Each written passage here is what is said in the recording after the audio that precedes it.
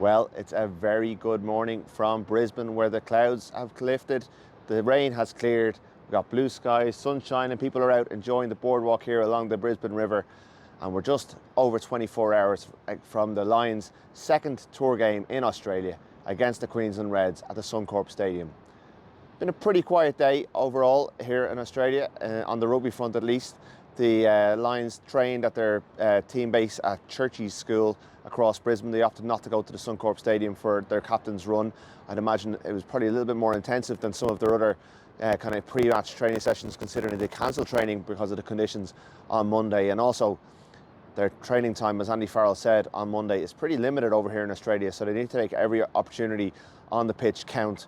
They've got two teams. There's the one that's playing tomorrow night here in Brisbane. There's another side preparing to play against the New South Wales Waratahs on Saturday, and the team for that game will be named pretty much 24 hours after the game kicks off here in Brisbane. So there's a lot going on. You can probably hear a bit of building work behind me. That's because they're already preparing here for the Olympic Games, which will be hosted in Brisbane in 2032. So there's plenty of building work going on all across the city. Met a couple of the Lions as I walked down here, getting stopped for autographs by construction workers in the street. Jack Conan and Tyke Furlong among those, kind of meeting and greeting the locals and getting to know the city a little bit during what limited downtime they have on this busy tour.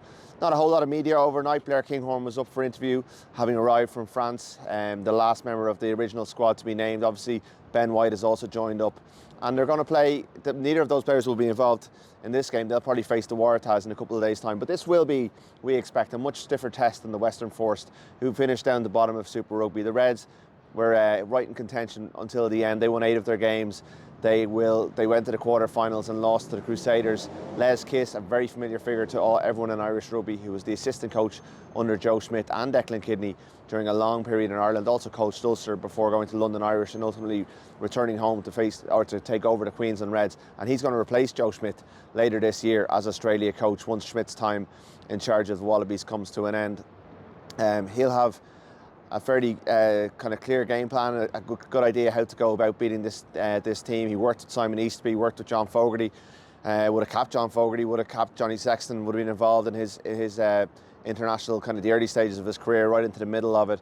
And there's lots of connections, Tyke Furlong, Finlay Beelum, among the players. Very young Josh Van der Veer would have played under Les as well. So he knows a lot about European rugby, he knows a lot about Irish rugby, and a lot of the players who will face in this game tomorrow night. So that's a kind of an interesting angle. They do have 2 current Wallaby squad members, Paisami in midfield, and Matt Geitz, the hooker, who knocked over a table at the start of his press conference yesterday. Almost a metaphor for how they want to turn the tables on the Lions here in Brisbane. And they're really up for this in terms of this being a once-in-a-lifetime opportunity really to face the Lions, in terms of the fact that they're getting a massive crowd to Suncorp Stadium. It's where the first test will be held in a couple of weeks' time, but the Reds, only when they're really going well, and it's been a while, they don't really fill this stadium. So there's already 47,000 tickets sold. That was yesterday. They're hoping to hit 50, and just the fact that in a country where rugby union plays such second fiddle to other sports such as the NRL, Rugby League, AFL, to get a day in the sun on a Wednesday night against the Lions is a big deal for these players, and they're going to be well up for it. They do have 2